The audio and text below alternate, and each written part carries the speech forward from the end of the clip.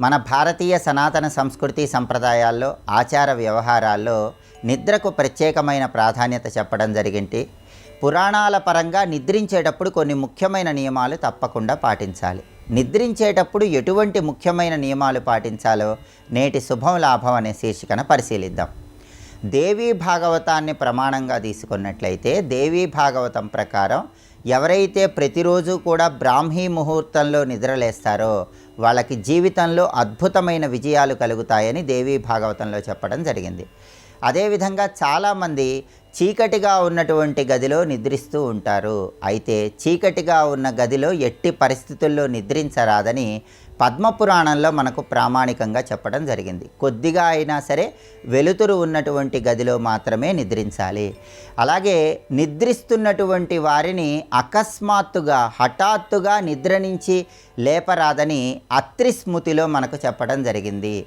అయితే విద్యార్థికి నౌకరుకు మాత్రం ఈ నియమం వర్తించదు. చదువుకునే విద్యార్థులకు పనిచేసేటటువంటి నౌకర్లకు మాత్రం ఈ నియమం వర్తించదు. కాబట్టి వాళ్ళను మాత్రం అకస్మాత్తుగా నిద్ర లేపవచ్చని చాణక్య నీతి సూత్రాలలో చెప్పడం జరిగింది.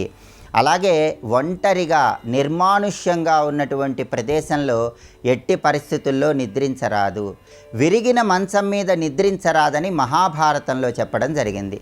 అలాగే వస్త్రాలు ధరించకుండా కూడా నిద్రించరాదని గౌతమ ధర్మ సూత్రాలలో చెప్పడం జరిగింది.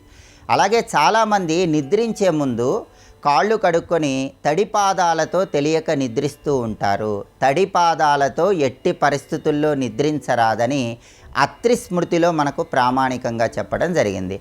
తడిపాదాలతో నిద్రించినట్లయితే ఆర్థిక పరంగా ఇబ్బందులు ఎదురవుతాయని, కాబట్టి పొడి పాదాలతో నిద్రించడం ద్వారా ధనపరంగా ప్రయోజనం కలుగుతుందని అత్రి స్మృతిలో ప్రామాణికంగా చెప్పారు. అదేవిధంగా సూర్యోదయం అయిన తర్వాత సూర్యాస్తమయ సమయంలో నిద్రించటం ద్వారా అదృష్టం తగ్గిపోతుందని బ్రహ్మవైవర్త పురాణంలో ప్రామాణికంగా చెప్పారు. కాబట్టి సాధ్యమైనంత వరకు సూర్యోదయం అయిన తర్వాత సూర్యాస్తమయ సమయంలో అంటే ప్రదోష కాలంలో ఎట్టి పరిస్థితుల్లో నిద్రించరాదు. అలాగే నిద్రించేటప్పుడు గుండెల మీద చేతులు వేసుకొని నిద్రించరాదు. ఎక్కడైనా చెట్టు కింద నిద్రించేటప్పుడు ఒక కాలు మీద ఇంకొక కాలు వేసుకొని నిద్రించరాదని కూడా ప్రామాణిక ధర్మశాస్త్ర గ్రంథాల్లో చెప్పడం జరిగింది. అదేవిధంగా నిద్రించేటప్పుడు ఎవరూ కూడా ఉత్తరం వైపు తల ఉంచి నిద్రించరాదు. దీనిలో ఒక వైజ్ఞానిక రహస్యం కూడా దాగి ఉంది.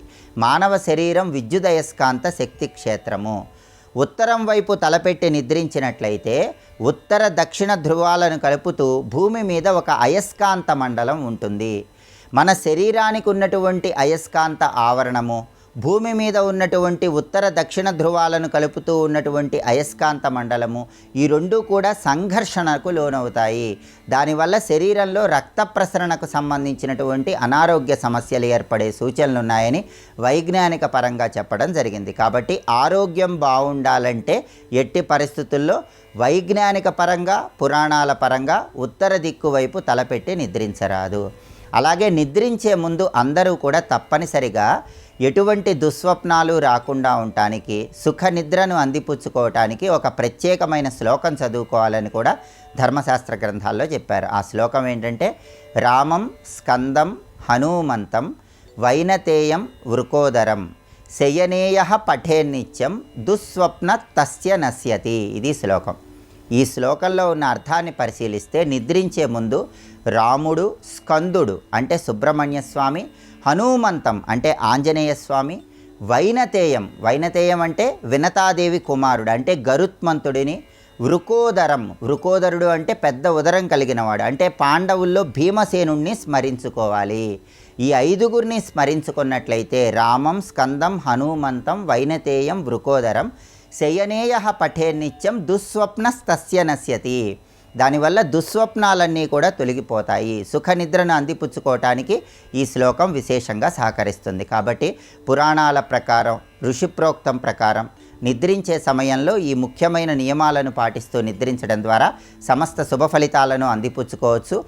ఎప్పుడైనా సరే ధాన్యం ఎక్కువగా ఉన్న ప్రదేశంలో నిద్రించరాదని, ప్రదోషకాలంలో నిద్రించరాదని, అదేవిధంగా మనకంటే పెద్దవారు మనకి సమీపంలో ఉన్నప్పుడు వాళ్ళకంటే ఎత్తులో కూడా నిద్రించరాదని ప్రామాణిక ధర్మాలన్నీ కూడా తెలియజేస్తున్నాయి. కాబట్టి ఈ నియమాలను పాటిస్తూ నిద్రించినట్లయితే విశేషమైన శుభ ఫలితాలు సిద్ధింపజేసుకోవచ్చు.